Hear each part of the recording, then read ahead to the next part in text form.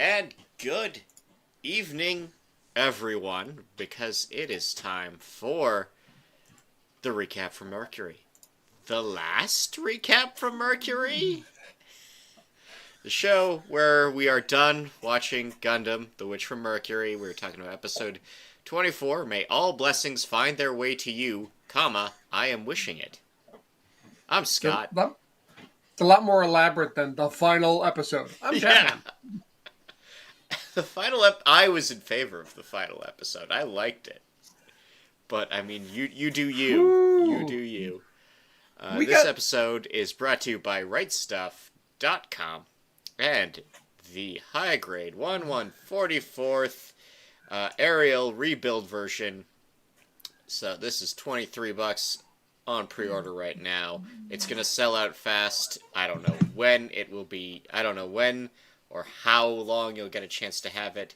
But I want to point out that this has a cool backpack, all the parts to make a cool gun, and all of these little tiny stands to make so that you can display all the bits in full action bit mode. Jeff already got his. Jeff got his already.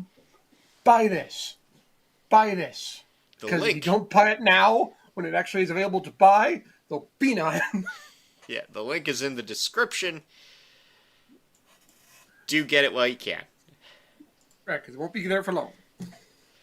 So this episode has a bunch of directors. These are familiar names now. They've all worked on the show before. We got Ryo Ando, who also worked on 86, SD Gundam World Heroes, Build Divers Re-Rise. We got Shinya Watada, who worked on Divers, Fighters, Rekos, Double O's, T-Bolts, IBOs, Unicorns, Ages, and he directed the 8th MS Team Battle in 3 Dimensions. That short. Shinosuke Ito, who's a bit younger, so he's only really worked on Shinkelion in the mech world. We got Shoji Ikino, who worked on Divers, Fighters, Age, and IBO. Akihiro Saito, who's better known as an in-betweener, but he's worked on Victory, G, and 8th MS Team. We got Motaki Nakanashi, who's worked on Birdie Wing, and Kaguya-sama, and our writer, Ichiro Okochi, who worked on Code Geass and every episode of this show. I was muted. Yep. We got some stuff to talk about. We got a lot of stuff to talk about. Yeah, we got a lot to go on. I'm going to tell you right up front. I think this episode goes off the friggin' rails. This is a wild one. I don't think it's not. Gundam doesn't have a lot of slam dunk final episodes, like absolute brilliant slam dunk, everything you want. I'm just saying, back in the day, people criticized Seed and Seed Destiny for having the perfect victory ending. I never want to hear that crap again. Because this just put that stuff to shame. I actually liked the way Seed 1 ended. I think there was a lot of stuff to get to there. Whatever. Well, whatever. But like the last episode actually managed it. And everyone criticized Seed Destiny. The perfect victory. Everything went their way. Oh, you ain't seen nothing yet, have you, kids? So, we start off right where we left off.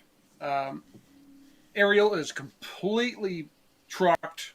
I mean, it's just a mess. Everyone's convinced Aries dead. And the government who's in charge of the space cannon went, oh, didn't work. Fire again. It'll take a while to reload. Oh. Send in the mobile suits to mop it up. And they just start launching mobile suits, grunts by the dozens. And the Suletta shows up in her, I'll tell you what my new nickname for the suit later, in the Caliban, grabs it, and starts heading back. It's like, okay, we got a problem. They're all coming. Everything is going to go. Yeah, everything is just gonna go. Yeah. And while they're doing this, they're in the process of reloading the cannon. Yeah. There's a cooldown timer on this thing, so it can fire as many times as you want, but just not rapid. Our buddy G'day, or Mr. Bad Haircut, as we've nicknamed him, captures everybody. Choo Choo, um, even Marty. Marty's like, they've captured Choo Choo. And Marty's like, hey, I'm not dead. Like, Yeah, huh. just yeah. Everyone's so concerned about Choo Choo and Nika, and Marty's just like, "Hi, also captured here, Marty. Marty also captured." Right, everyone looks over at Marty like, holy crap, I thought you'd be dead by now. To be fair, that's what we thought too. I had my money on Marty dying. We also Yeah. see that Suletta has entered the danger zone. She has permitted too much, and is getting a bit of a fever from all of the gear running. We get a quick scene of them MacGyvering Ares' flight recorder into the Caliban so that Ares can still talk to people, and they fly into the Quiet Zero. Well, I thought that transferring of the flight data was like, okay, that's just maybe to help Slita pilot it better. I don't know. Seems stupid. Of course, we find out later exactly what that's for. Yep. Um, Eri is not dead. I mean, Suletta is not dead, but even out of the suit, the permit is glowing in her skin. It's like, that's not supposed to happen outside the Gundam. That's not supposed to happen when you're And, not hooked up to things. That's how you burn out. right. Well, it was happening yet in the last episode to Prospera, but I figured, okay, that's just because she's in Quiet Zero. Not remembering, oh, that was shut down when that happened.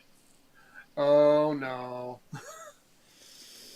So we have a little moment of we reveal that Prospera is slowly developing paralysis from her own permit and data storm related injuries, and Which, when you think back, when's the last time you've seen her walk? she's I mean, she's been in season zero one? gravity for a while now.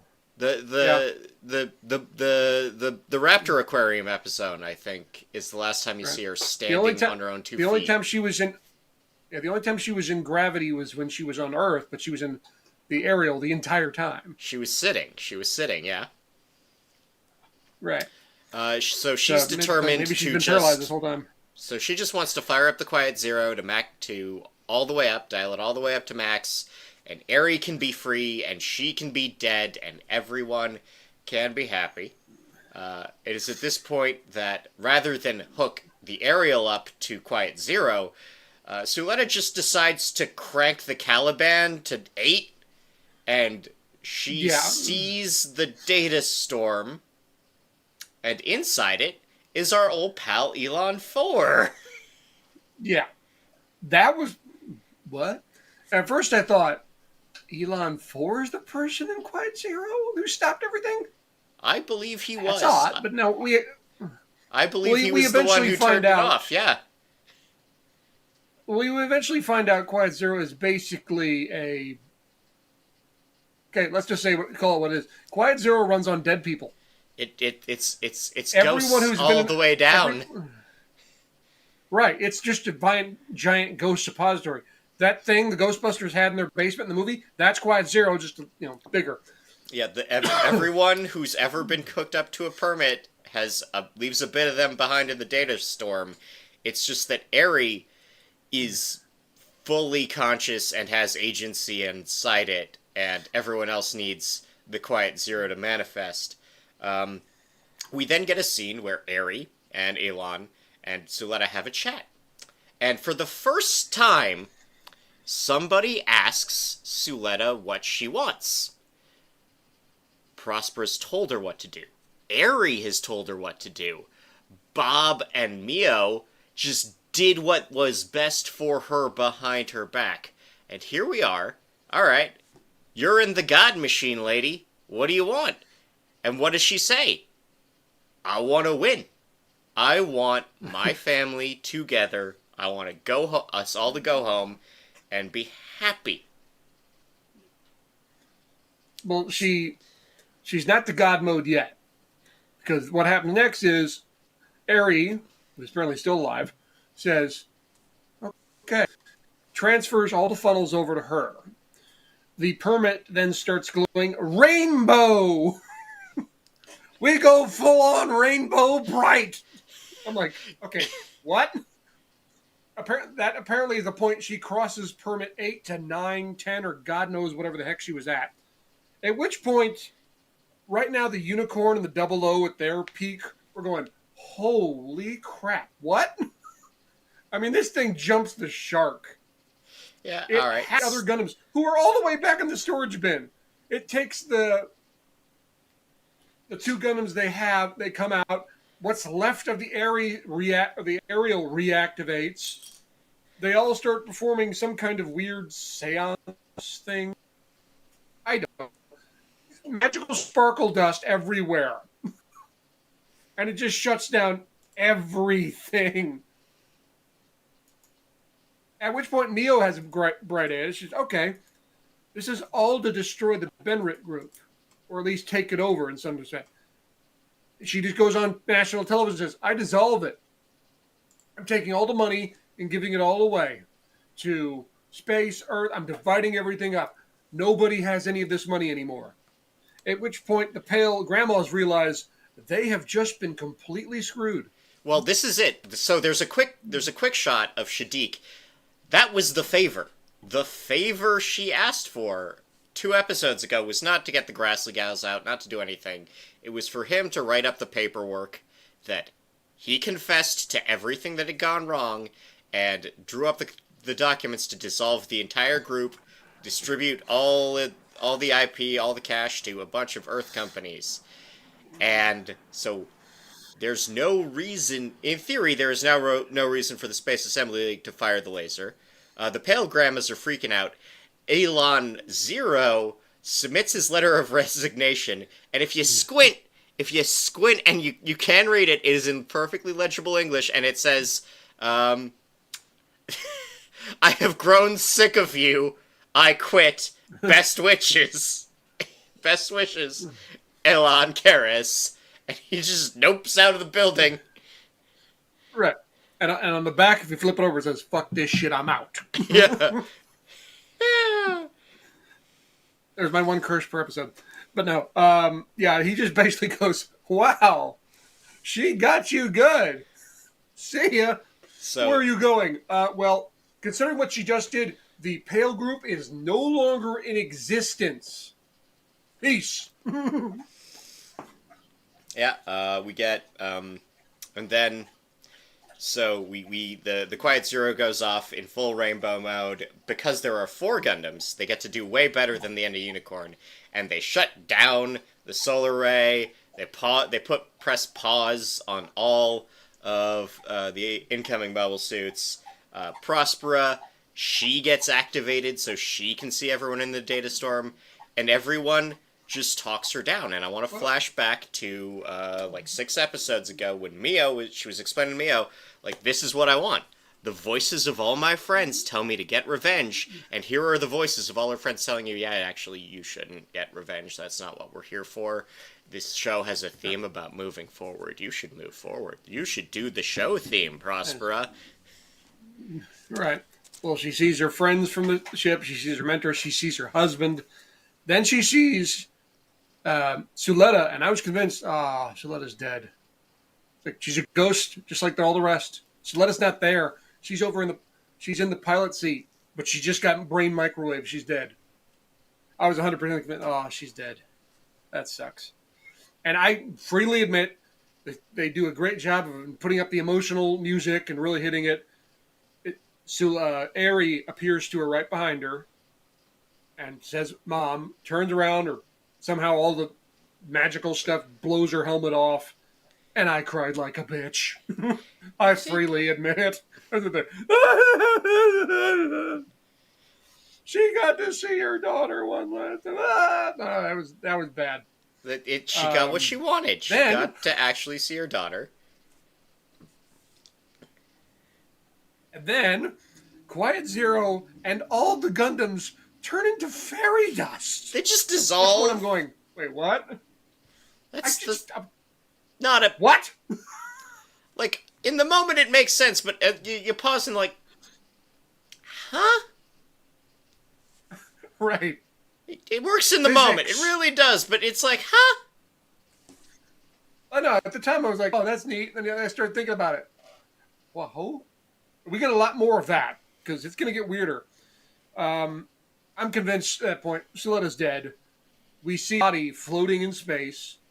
They do the whole thing where Mio comes out, hitches a ride from Choo Choo. We notice the keychain is flashing lights, which is not electronic, but somehow it's doing it anyway. I'll get to it. It gets weirder. And she's just floating there, and they do the thing where Mio comes out, but they don't let her talk. You just see her lip flaps, and it's quiet. Like, she's dead. There's always a sacrifice in Gundam. She didn't make it. That's going to suck. Nope, she's alive. She is severely injured, but very much alive. She wakes up, and Mio says, "Answer me sooner, you idiot."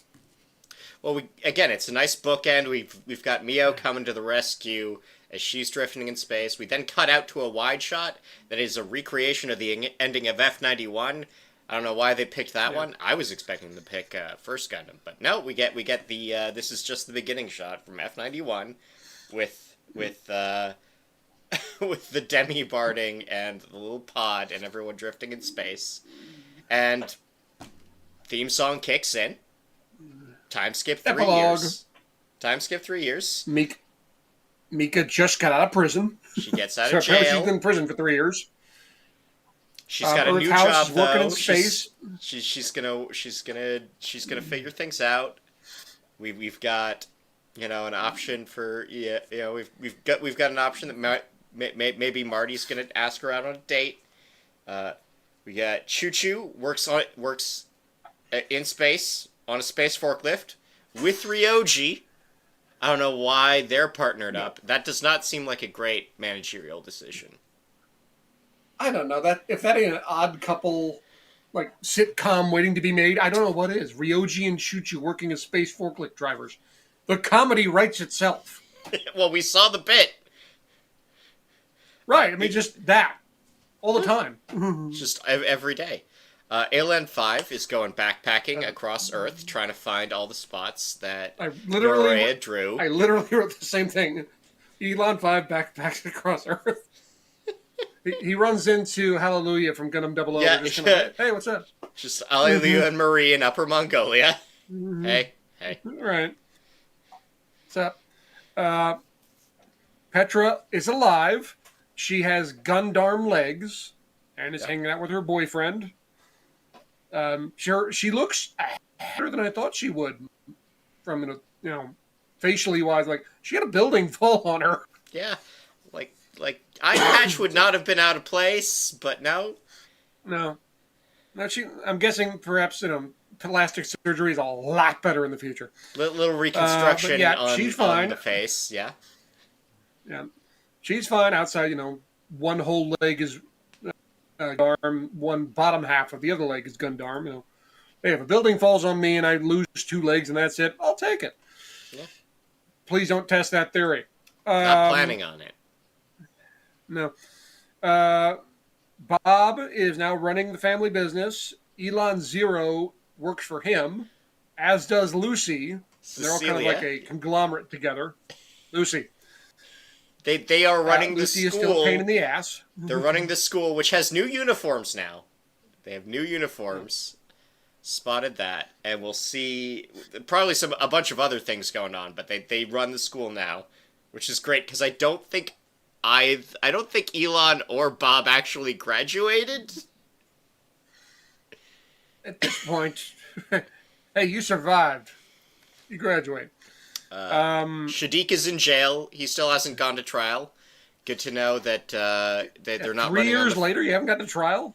They specifically say he still hasn't gone to trial, which is I find it reassuring that the future just has not embraced the Phoenix Wright School of Justice, where you have 4 days to build the case while the trial's going on. 3 years waiting started. Swift and efficient legal process, I see not. The Grassley Gals now work for Mio as their own personal security squad. They're the crew.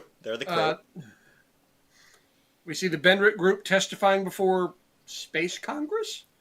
I don't know, but they're testifying. I stopped and like looked at who was there. It's like, okay, we got Grassley, we got Ben, we got some woman I don't recognize, and we got some guy with a beard named Bruno Thurman. Like, I made a point to write down the name, Bruno Thurman. Maybe he's in the manga. I don't know. It's just like that's an odd place for a guy we've never seen before to pop up, and to see him to get named specifically. To have a name is a little weird. The Pale Grandmas are in a retirement home. They have settled into their playing mahjong for matchsticks phase. It's interesting to see that now they are no longer paying for the skin treatments or the hair dye, so they all actually have character designs that are individual now. Do you think they actually have any money anymore? No, they don't. That's clearly like I don't know. I'm sure they got some kind of gold shoot, but they're no longer stinking rich.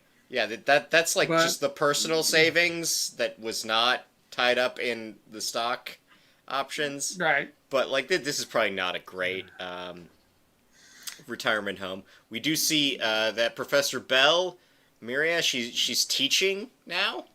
We get a shot of her in front of the school. Grade school. Dragonoli in the chat, I want to point it out. No, we don't see the goat. We don't know what happened to Tico. Where's the goat? I mean, my God, we flash forward 3 years and the goat's not there. Like we see, you screwed up. Like all of Earth House is still fine and together. They've got jobs, but we don't know what happened to Tico.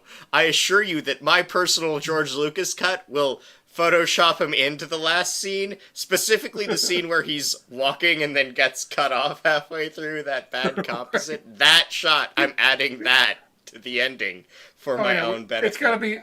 No. I want to add him when Suletta's playing with the kids. I just want to see the goat wandering around in the background. Just right there. Okay. I got one better.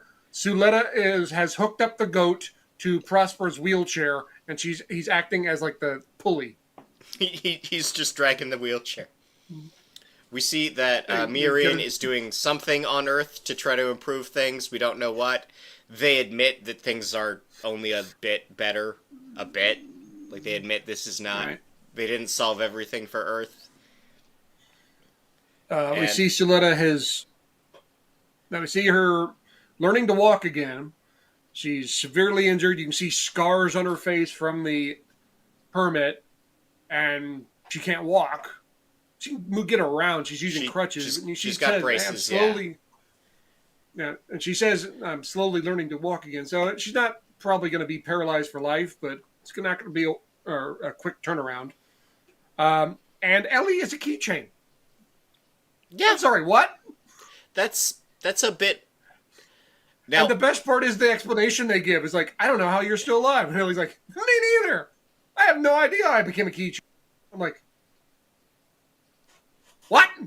Like there's a scene. There's like a quick insert shot of the Caliban dissolving, and they add a cube thing.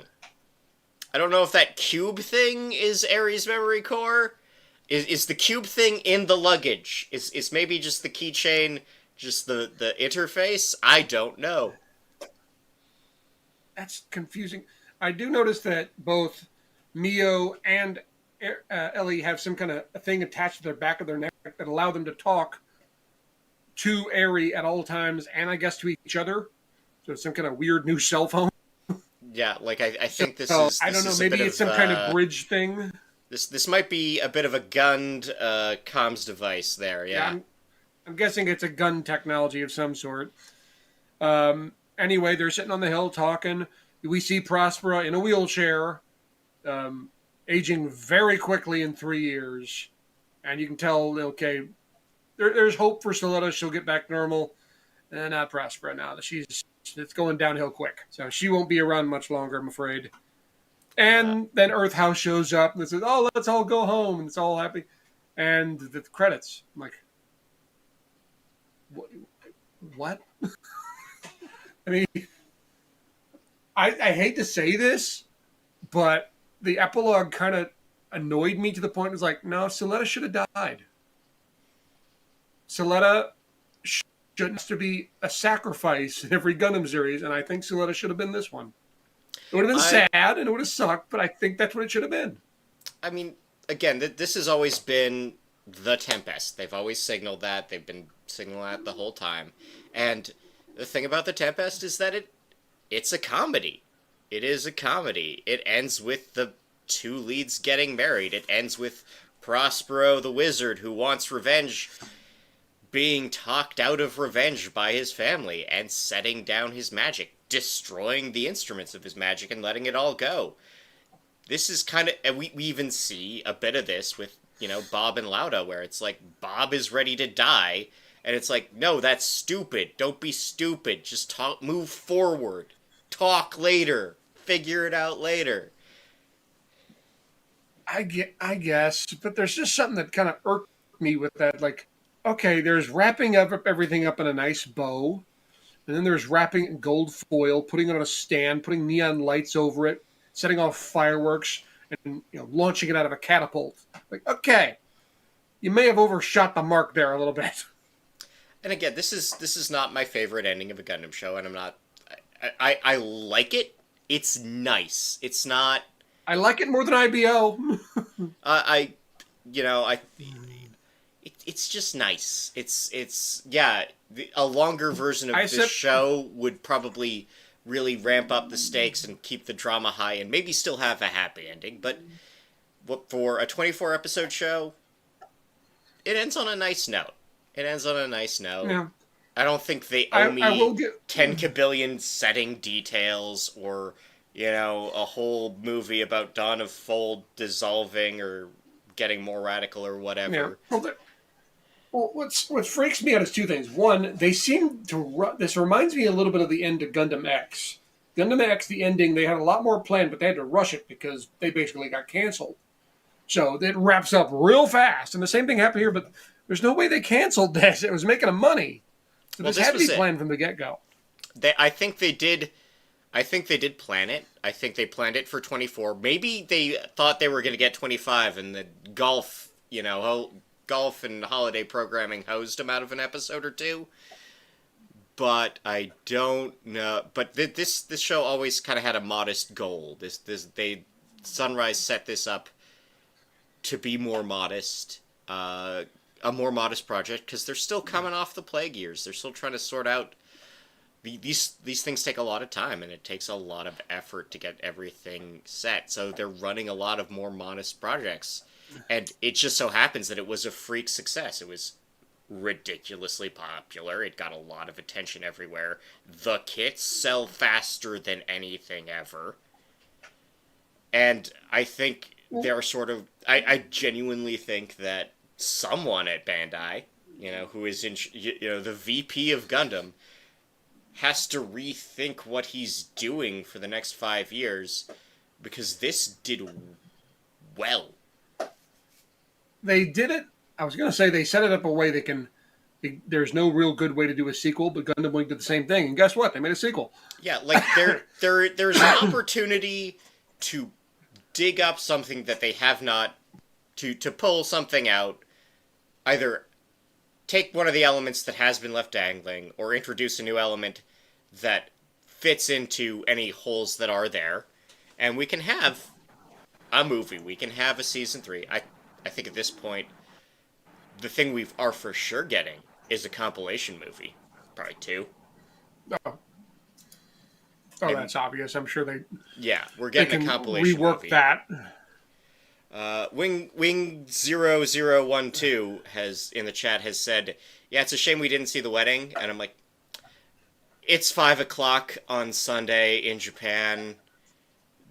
They won't show same-sex kisses in anime at 5:00 on Sunday in Japan.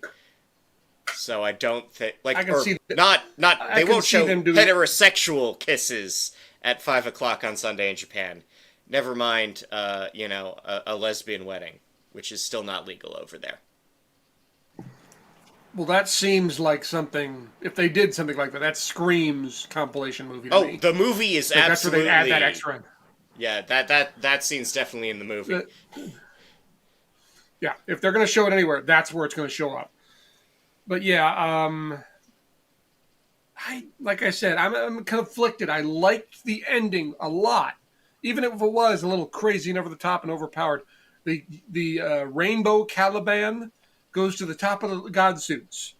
Because when that thing was like full rainbow power, give me you can give it the 00 Quanta full Ellis thing plus the unicorn overclocked mode new type superpower thing, and neither one of them come close to this thing. It's absurd what this thing does. Is Permit Level 9 the new nano-laminate armor, a thing that the Reddit will never shut up about? Yeah, there's... I don't know. It's just a little too over the top for me, but if it ended right there with Soletta's body floating in space, I'm like, oof, that's tough. And the credits rolled. I'm like, that's a tough way to go out, but I would have been happy.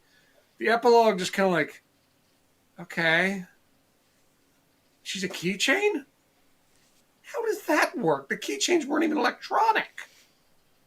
I don't think. Whatever. Maybe they were Bluetooth. Maybe they were Bluetooth.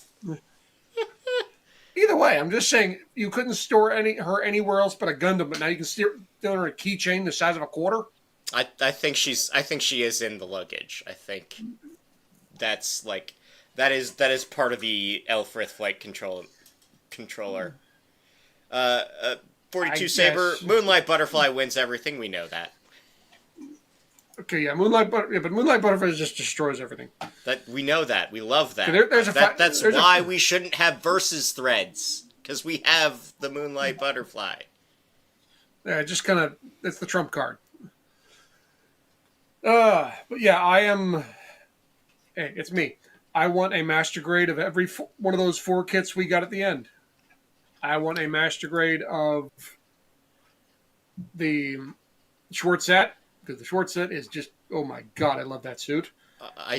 Someone got their hands on the Schwartz set high grade. They've got, for the main like sword, the sword image egg that is also a backpack is also funnels.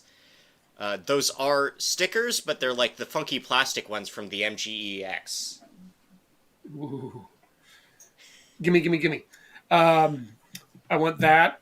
I want an Ariel, obviously. And I wasn't a huge fan of the Caliban because I told you it looked like a scarecrow. It should have been a pretty obvious thing. It's like, okay, it's missing stuff. Oh, it's the funnels. Oh, once it gets the funnels off they have shown off that kit now. It was at a hobby show this weekend, and yeah, that kit does come with the white funnels. It does come with that sheet off of the Ariel full. Yeah, can we also point out that the funnels change color? There was some blue in those funnels, and it attached to the Caliban, they all just turned white. Like, I realize, okay, it just dissolved all the Gundams. It can't change color. Stupid, but still. Well, they're like, people's shirts change color in this show. Mm-hmm. I know, I'm thinking too hard on it. I'm just saying. Also, again, while everyone else can be like, oh, they didn't explain the SAL and the politics of the Bennett group, explain to me why you can have clothes that change color, but only one person does it. Everyone should be changing their clothes all the time. I want full Cyberpunk 2020 Urban Flash from everyone. I was thinking about this. Taking out the preview, not the preview, episode 0, prologue, ignore that. The only named character that died in this series was Elon 4. Think about that for a minute. There's lots of other deaths, but it's just randos. Well, no, we got Vim Jedher, I forgot about Sophia Noretta. Norea, yeah. Sophia Norea, okay, I forgot those two. Okay, so 4 named characters. Everybody else was just, randos who died in the background. Red shirts, as you were. And that one guy who got turned into pasta. If you know what if you're happy and you know it, clap your hands. If you're happy and you know it, clap your hands. If you're happy and you know it and you really want to show it, if you're happy and you know it, clap your hands. If they ever make a master grade of that rebuild Ariel, I am 100% doing that as my joke. Fair enough. Wing0012 has asked when the next Hathaway movie. That's 2025. 2025 is the Hathaway movie. completely didn't hear what you said. Repeat that. So someone in the chat's asking when the next Hathaway is. That's 2025. Yeah, that was supposed to come out, I think, late this year, early next, but there's this, thing where the world kind of shut down for 2 years. And by everything, I mean literally everything. We all just had a little chill out time. We had a little chill out time. Yes. That's one way of putting it. I just call it that 2 years where the Earth kind of broke.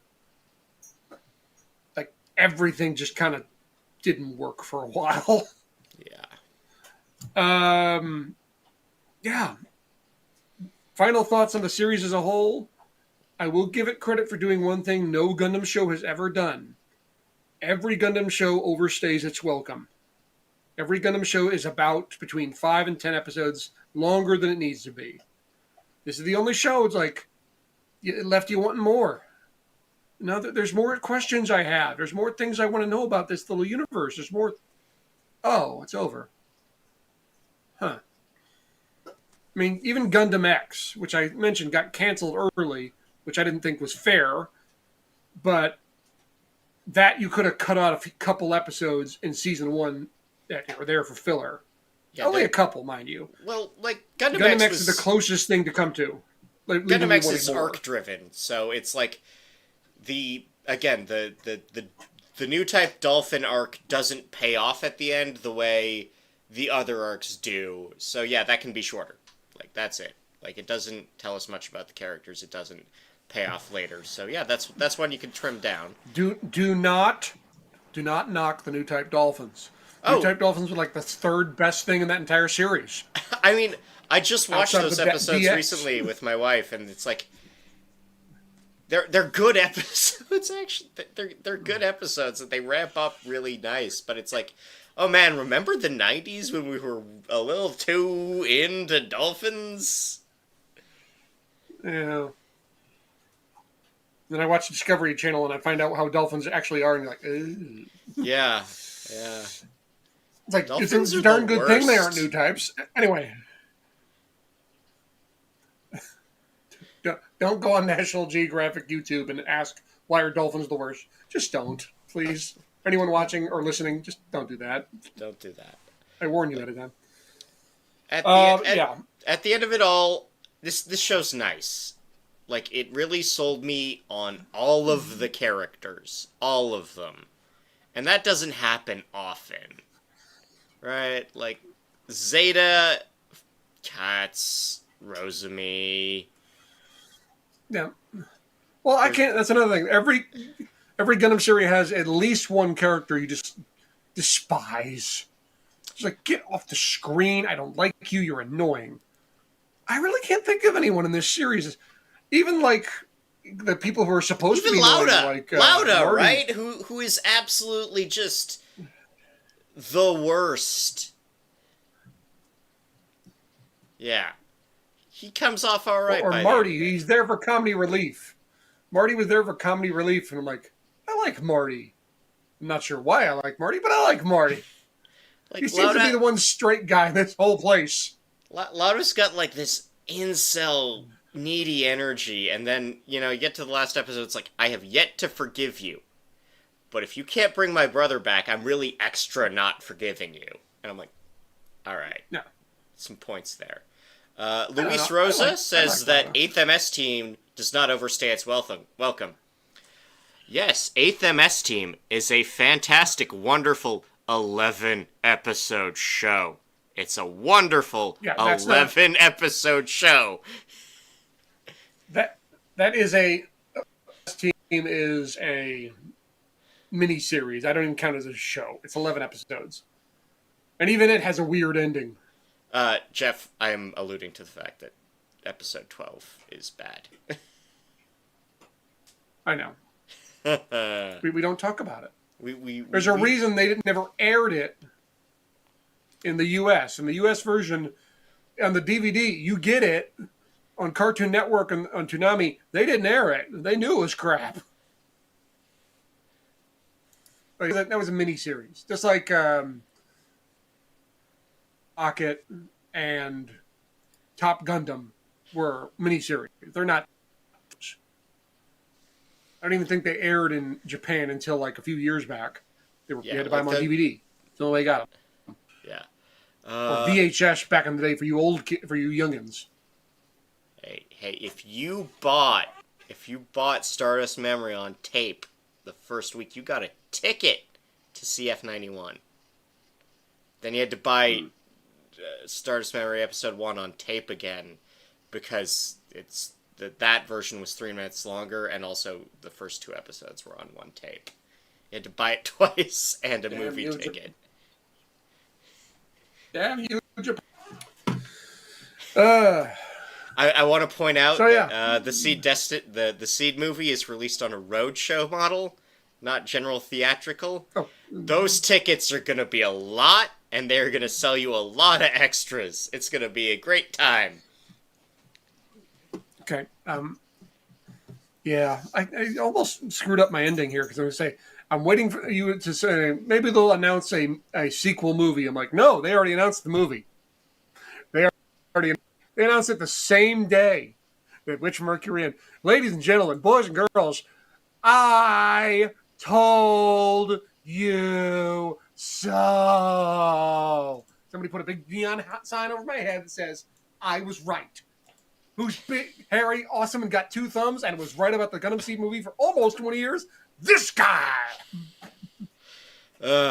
So yeah, I think... No, you're going to have to live with this for a few months. Yeah, you're going to be very happy to have this movie. I will say that for this show, and not just Wish for Mercury, but this little podcast we put together, Jeff, I want to thank you for doing this with me. Give water. No, you did something emotional. See, that was so good. No problem. See, yeah, he's happy too.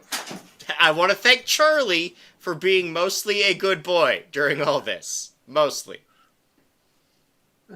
Now, who knows? Who knows? Maybe this isn't the last podcast we'll do on Gundam-related stuff. Who knows? Well, I will also say, I also want to say while we're thanking people, I want to thank everyone who is in the chat tonight. I want to thank everyone who showed up in the chat. All 40-something weeks we did this. I want to thank, I want to thank everyone who hangs out on the audio version. You're doing great. Apparently we're still doing numbers out there for the audio cut. And I want to thank WriteStuff.com for sponsoring this show. And I want to thank the high-grade aerial rebuild in 1/144th scale, because it has so much stuff in the box. I like this. I gotta get me one. You gotta get you one. Anyway, you gotta go click on the link and get you your one, because I want it. So many things. So many things. I will say that I've basically already Shanghai Jeff. There's going to be a 3-episode build show in the fall. We're doing that for sure. Hey, I'm a history guy. Don't take I got Shanghai. I don't want to go on a boat. Well, with all that said, have a good one, everybody. Scott's trying to kidnap me. Scott's trying to kidnap me. Help me, please. Good night, everybody.